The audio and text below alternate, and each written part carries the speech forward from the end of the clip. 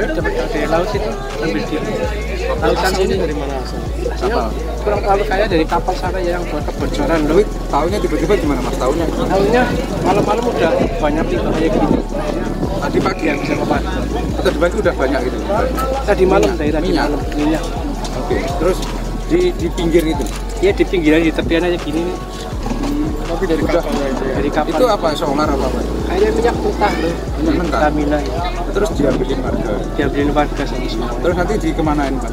Ulang tahun nanti kita komplain ke Pertamina aja. Karena dampaknya besar aja gini sih. Dampaknya gimana? Bisa sampai ya ikan-ikan pada mati lah sampai 5 tahun mungkin bisa. Sampai nelayan mas? Iya saya Berarti nelayan. nggak bisa hasil ikan juga nanti? Iya berdampaknya sama hasil nelayan lah. Musim nelayannya nggak ada? Nggak ada. Padahal ini lagi musim ikan. Sekarang dia lagi musim ikan sih. Ikan apa? Ikan ya ikan. Pinggiran aja gini ya banyak. Terus? Macam ikan lah. Sekarang dengan adanya minyak ini sama sekali Mungkin sama sekali bisa jangka panjang bisa hilang. nggak ada ikan.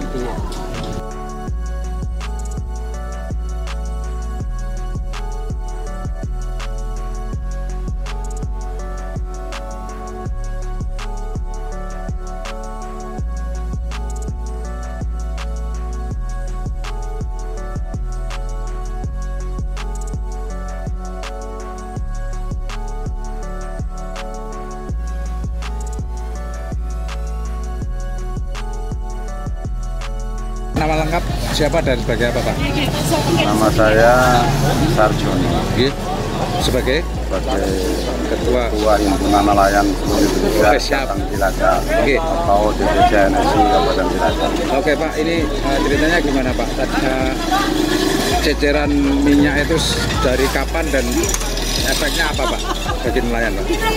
Untuk masalah mulai kejadian informasi daripada anggota kami itu sekitar pukul 5.30 Pagi. sore.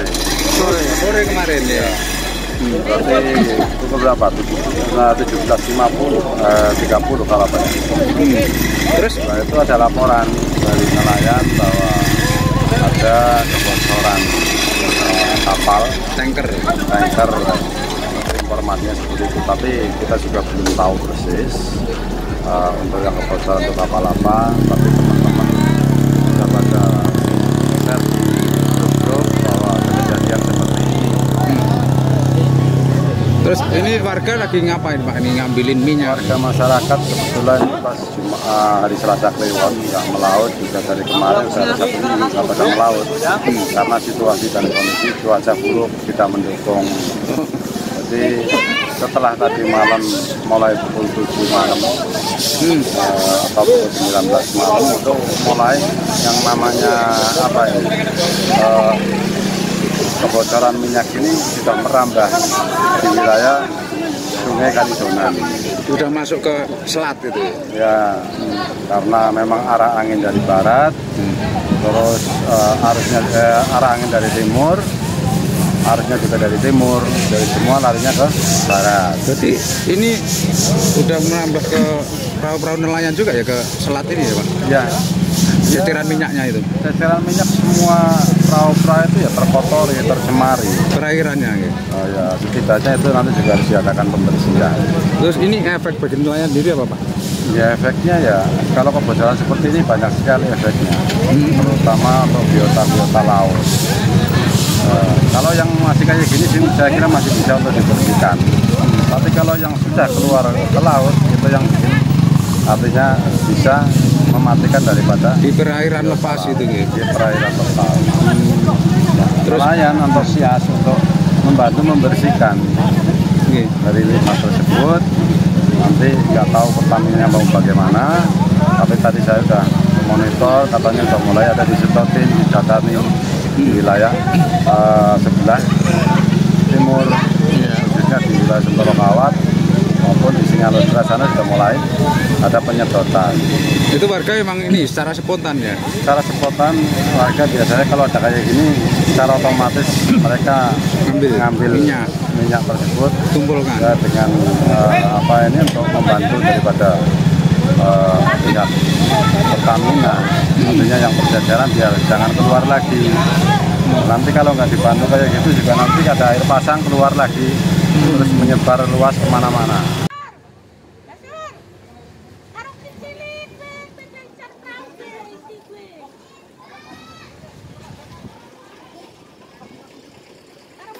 Cecep Supriyatna sebagai area manajer communication and relation CSR RU4.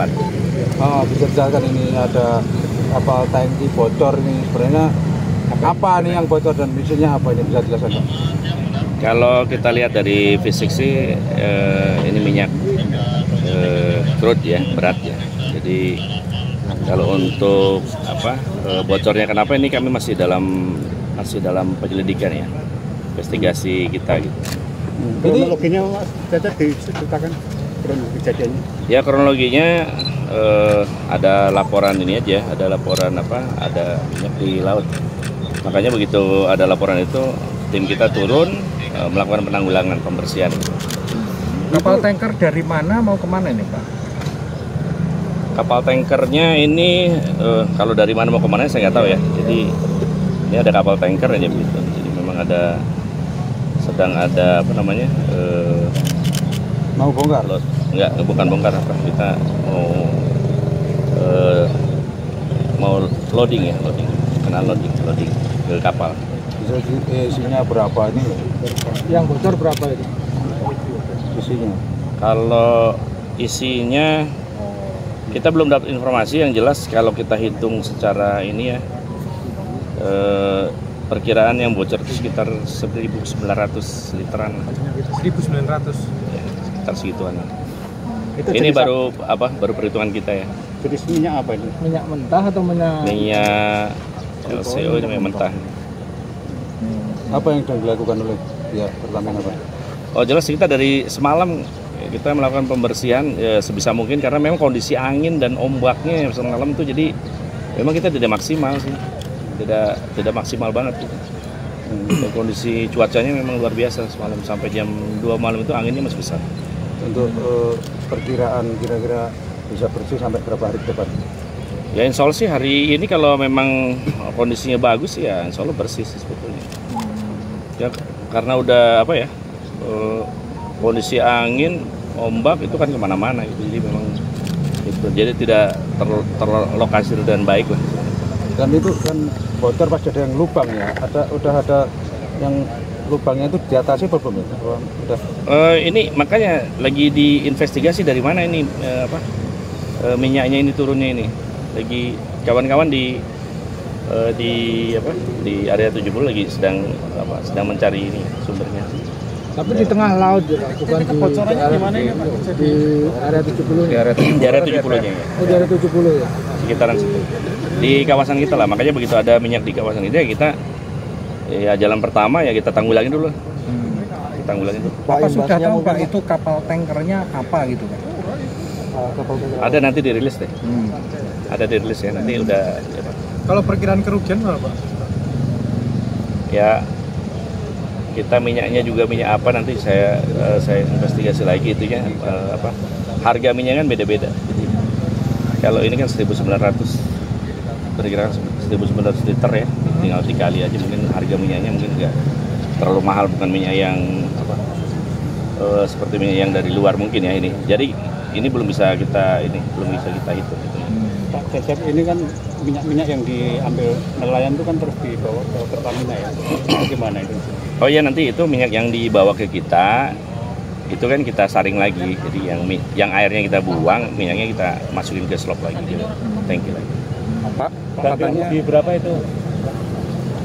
Nah, ganti ruginya kita belum bicara ganti rugi karena kita minta bantuan masyarakat juga untuk untuk ikut berpartisipasi lah, belum ada ganti rugi, bicara ganti rugi. Nggak ada ganti rugi sebenarnya, bukan ganti rugi. Yang dirugikan siapa? Mungkin kan ini hanya kita aja memberikan kompensasi saja.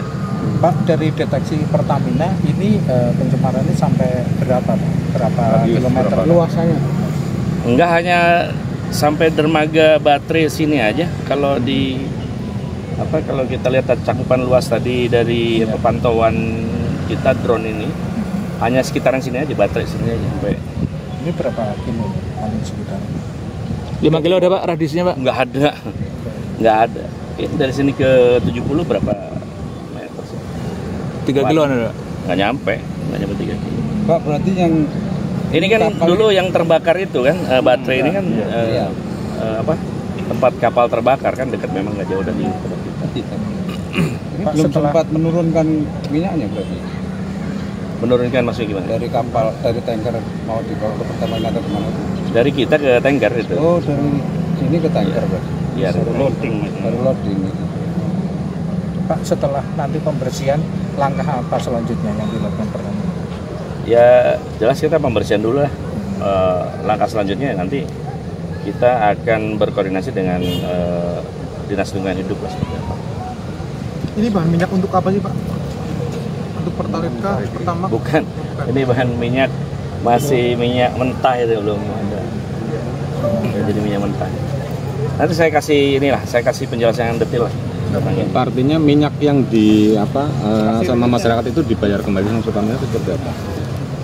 Kita belum ada pembicaraan itu, yang jelas kita sudah minta bantuan HNSI untuk coba ikut berpartisipasi nih nanggulangin ini. Artinya kita kan membangun kemitraan dengan para nelayan dan HNSI ini. Gitu ya, artinya sekarang karena kita sudah berhubungan baik ya, kita ini dilakukan secara baik-baik aja gitu kan. Melibatkan masyarakat juga. Berapa banyak ya Pak? Kira-kira itu masyarakat yang ikut serta ini, yang terlibat dalam pembersihan ini?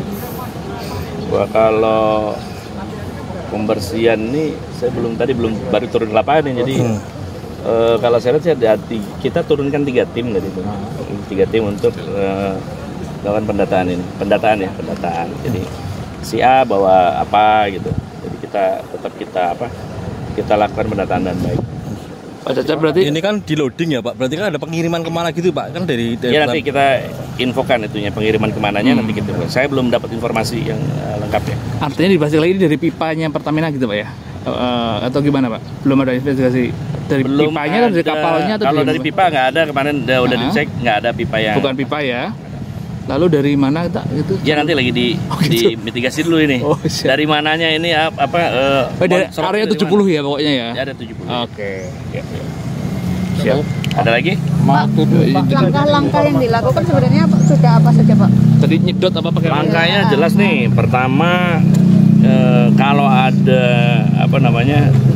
tumpahan ya, kita nggak lihat dari mana dulu. Yang penting itu ada tumpahan, tanggulangi dulu.